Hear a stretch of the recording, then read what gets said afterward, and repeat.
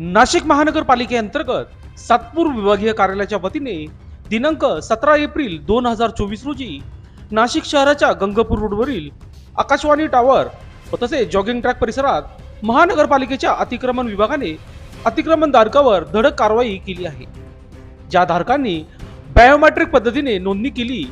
त्यांना महानगरपालिकेकडून गाळ्याचे वाटप करण्यात आले होते, परंतु याच अतिक्रमण धारकांनी आपल्या व्यवसायाचे स्वरूप वाढवत थेट रहदारीच्या रस्त्यावर अतिक्रमण केल्याने या ठिकाणी वाहतुकीला मोठा अडथळा निर्माण झाला असून म्हणून महानगरपालिकेने या अतिक्रमण धारकावर कारवाई करत त्यांचे दुकानाचे साहित्य व विक्री चालवलेला माल जप्त करण्यात आला आहे। ही कारवाई वरिष्ठांच्या आदेशाने विभागीय अधिकारी पश्चिम, सातपूर पूर्व विभाग यांच्या मार्गदर्शनाखाली संयुक्त मोहीम ही राबविण्यात आली आहे। या मोहिमेअंतर्गत पश्चिम विभाग लिपिक